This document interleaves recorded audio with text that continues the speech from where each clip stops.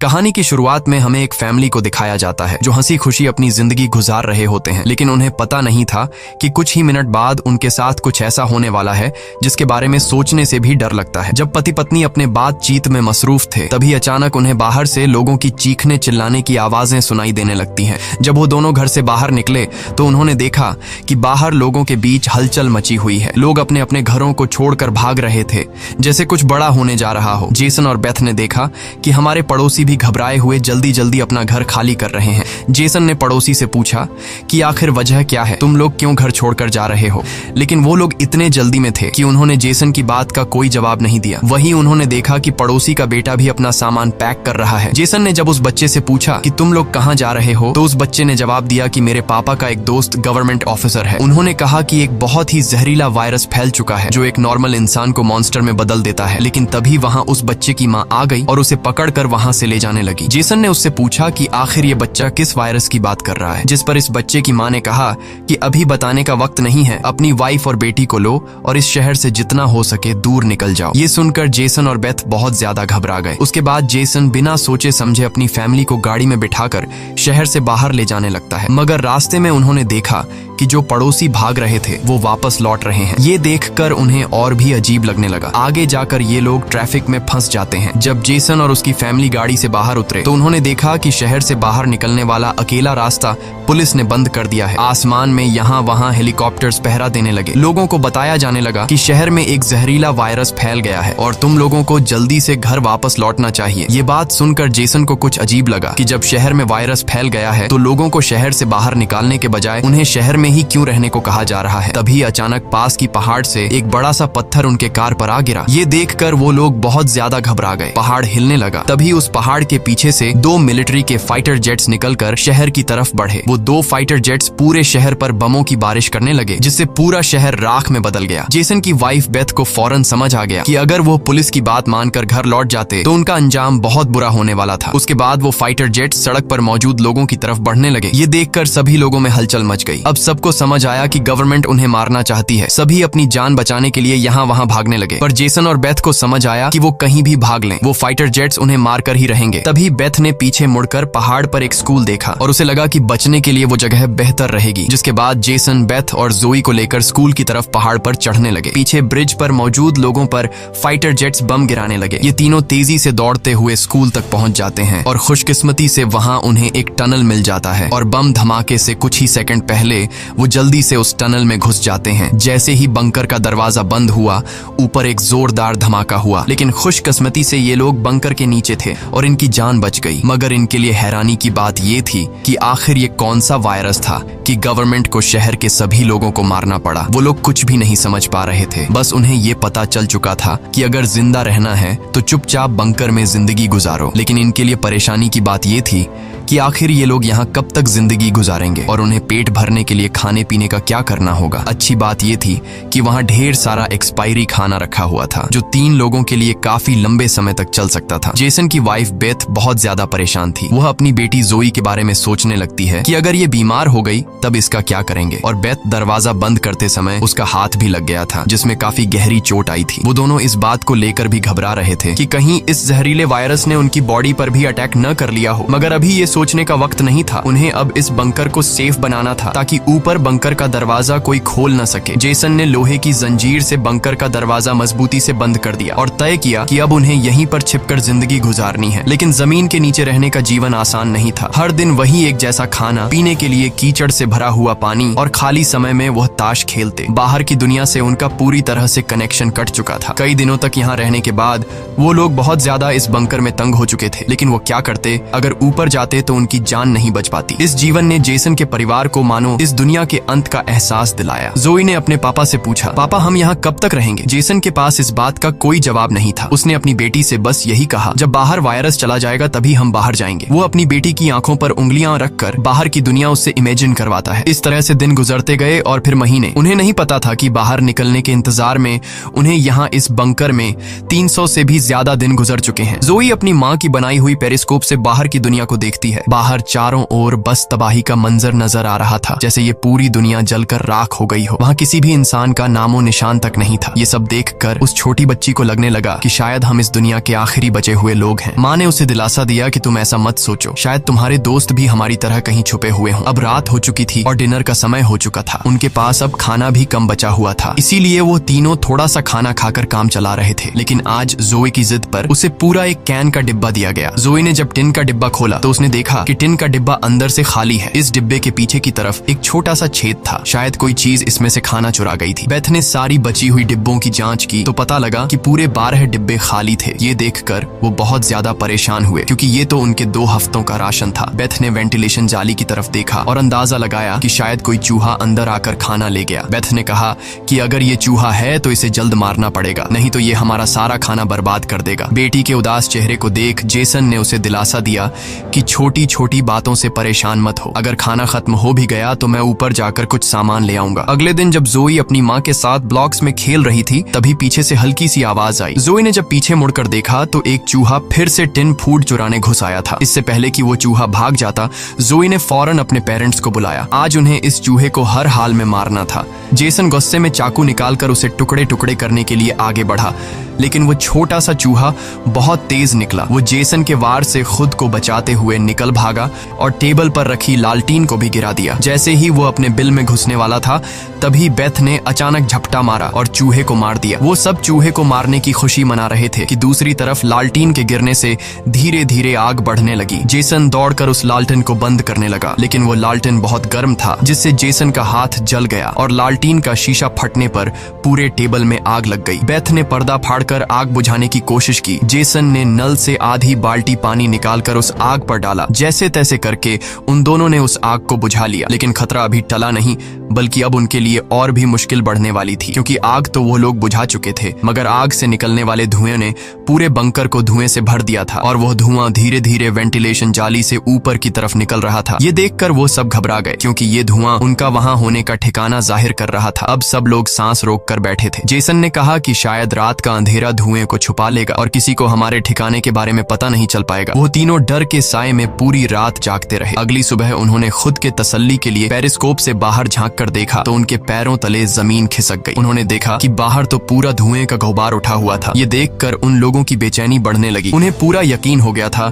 कि उनके ठिकाने का राज खुल चुका है। तभी बीत ने कहा कि अगर धुआं उठा है तो उस पास राख भी जमा हुआ होगा, जिसकी जांचबीन करते हुए हमारे ठिकाने का पता चल सकता है। इसीलिए अब हमें राख की सफाई करनी होगी। जिसके बाद पति पत्नी ने बाहर जाकर सफाई करने का फैसला किया। जाने से पहले जेसन ने अपनी बेटी जोए से कहा कि जोए, मुझे प्रॉमिस करो कि बाहर से चाहे तुम्हें आवाज आए या फिर कुछ भी हो जाए, बस तुम्हें बाहर नहीं निकलना है। बेटी से वादा लेने के बाद उन्होंने दरवाजे की जंजीर खोली, बाहर की आवाजों को ध्यान से सुना और जब यकीन हुआ कि बाहर कोई भी नहीं है तब दोनों ने मिलकर बंकर का दरवाजा खोला और बाहर निकल गए। अब उनकी बेटी अकेली अंदर रह गई। वो अपने पेरेंट्स का इंतजार कर रही थी, लेकिन बहुत देर तक इंतजार करने के बाद भी जब उसके माता पिता वापस नहीं आए तो उसने स्टूल पर चढ़कर दूरबीन से बाहर के हालात देखने लगी। जल्द ही उसने देखा कि उसके माता पिता बंकर के दरवाजे को छुपाने की कोशिश कर रहे थे, लेकिन तभी जोए ने कुछ ऐसा देखा जिससे उसकी सांसें गले में अटक गईं। उसने देखा कि दूर जंगल में एक काली परछाई तेजी से उनकी तरफ बढ़ रही है। बच्ची ने जोर से चिल्लाकर पापा को पीछे देखने को कहा, लेकिन दूरी बहुत ज्यादा थी। उसके माता पिता सुन ही नहीं पाए। घबराहट में बच्ची अपने डर को भूल गई और सीढ़ी पर चढ़कर बंकर से बाहर निकल आई। बाहर आते ही उसे एहसास हुआ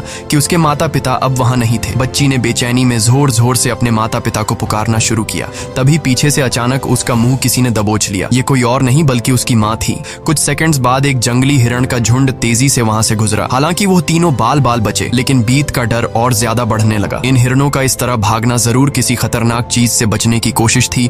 सबको खतरे का अंदाजा हुआ और वो तेजी से वापस बंकर की तरफ भागे और बंकर के अंदर घुस गए। जेसन ने लकड़ी की पट्टियों से बंकर का दरवाजा बंद किया और लोहे की जंजीर से उसे कसकर बांध लिया और सबको बिल्कुल खामोश रहने का कहा। तभी उन्होंने ऊपर से कदमों की धीमी आहट सुनी। ऐसा लग रहा था कि जैसे कोई बंकर के दरवाजे की तरफ आ रहा हो। वो कई मिनटों तक लगातार बंकर के ऊपर इधर उधर घूम रहा था। ये तीनों आहिस्ता कदमों से बंकर के दरवाजे से हटकर आगे की तरफ जाने लगे और शायद अब तक ऊपर जो भी था उसे भनक नहीं लगी थी कि नीचे बंकर में कोई है। डर के मारे जोए रोने लगी। बीत उसे चुप कराती है और कहती है कि अगर आवाज बाहर तक गई तो सब खत्म हो जाए। जाएगा। वो तीनों धीरे धीरे बंकर के दरवाजे से काफी आगे बढ़ चुके थे। वो बंकर के दरवाजे से इसलिए आगे बढ़ रहे थे कि अगर कोई ऊपर से बंकर का दरवाजा खोल भी दे तो नीचे उसे हम नजर नहीं आए। लेकिन तभी जोई ने जो गुड़िया हाथ में उठाई थी उसकी रस्सी एक स्क्रू में फंस गई। वह स्क्रू धीरे धीरे ढीला होने लगा। ये देखकर जेसन और बीत की सांसें अटक गई, क्योंकि वह रस्सी गुड़िया में लगी आवाज के स्विच से जुड़ी थी। इससे पहले कि वह कुछ कर पाते, वह स्क्रू एक झटके से निकल गया और उसी पल तेजी से गुड़िया के अंदर से आवाजें आने लगी। जेसन ने फौरन उस गुड़िया को चीर डाला और उसके अंदर स्पीकर को तोड़ दिया। लेकिन अब बहुत देर हो चुकी थी। ऊपर जो चीज उनका पीछा कर रही थी उससे उनकी भनक लग चुकी थी। अचानक ऊपर से जोर की टक्कर की आवाज आई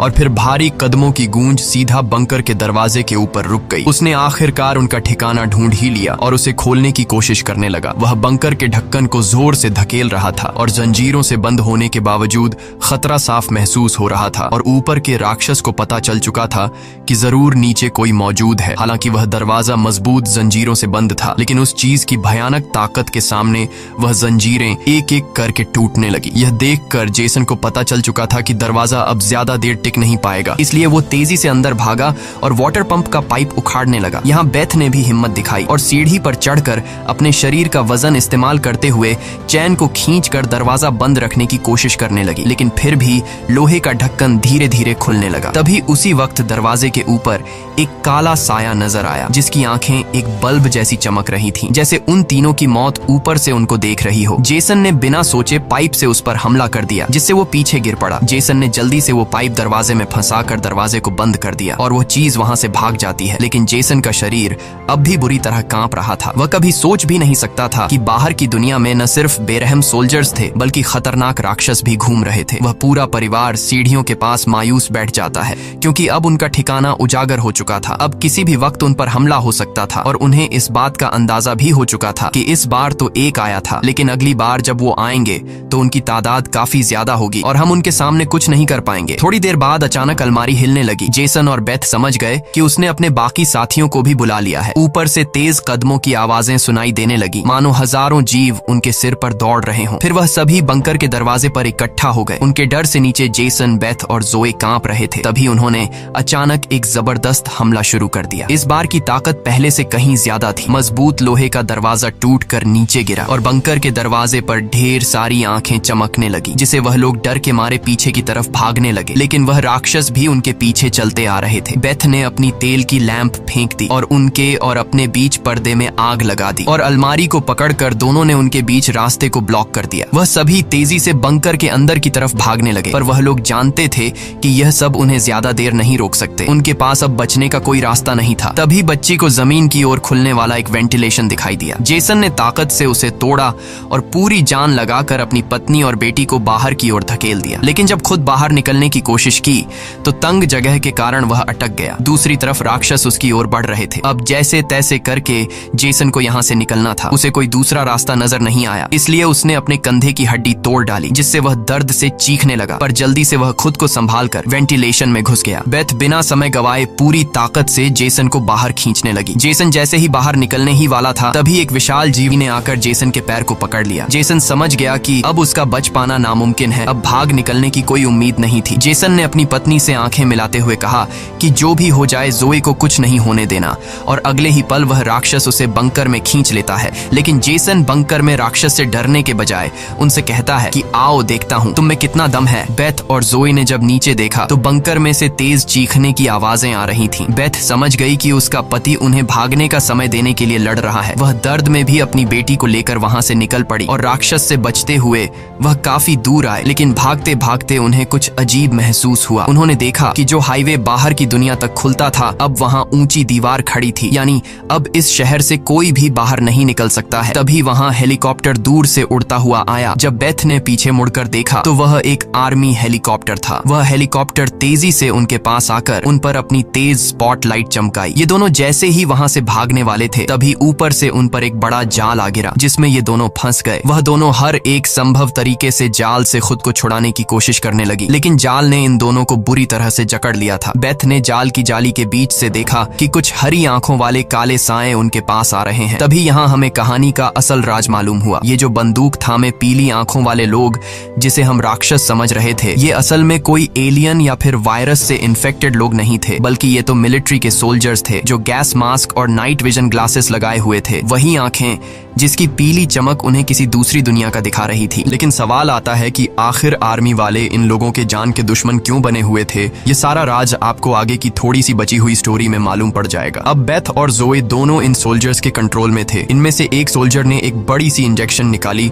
और दोनों के गले में बारी बारी से चुभा दी। जब इनके ब्लड को टेस्ट किया गया तो पता लगा कि ये दोनों भी जहरीले वायरस से इन्फेक्टेड हैं, जिसका मतलब कि ये दोनों इस धरती के लिए एक खतरा हैं, यानी अब इन्हें मार दिया जाएगा। असल में जब वायरस पहली बार फैला था तभी इस छोटे से शहर के कई लोग इसकी चपेट में आ चुके थे। ये वायरस हवा से फैलता था और ये वायरस एक इंसान से दूसरे इंसान को बहुत ही जल्दी लग जाता। इन्फेक्टेड लोग खुद भी नहीं जानते थे कि वो बीमार हैं और गवर्नमेंट के पास इस वायरस को रोकने का कोई एंटीडोट नहीं था। इन्फेक्टेड लोगों को मारने के अलावा गवर्नमेंट के पास दूसरा कोई रास्ता नहीं था। बेथ रो रो कर कहती है कि प्लीज मेरी बच्ची को जाने दो। जब बेथ ने देखा कि ये सोल्जर्स उसकी छोटी बेटी को भी नहीं छोड़ने वाले तो वो पूरी तरह गुस्से में आ गई। उसके चेहरे पर काले निशान उभरने लगे, लेकिन इससे पहले कि वो कुछ कर पाती एक सोल्जर की गर्दन से खून का फव्वारा फूट पड़ा। वो कोई और नहीं बल्कि मौत से लौट कर आया जेसन था। दरअसल बंकर में जेसन मरा नहीं बल्कि वहां वो खुद पर कंट्रोल खोकर वहां सभी सोल्जर्स को मार डाला। उस वक्त वो बहुत ज्यादा गुस्से में था। चेहरे पर काले निशान और आंखें गुस्से से लाल थीं और उसके जिस्म की ताकत कई गुना बढ़ चुकी थी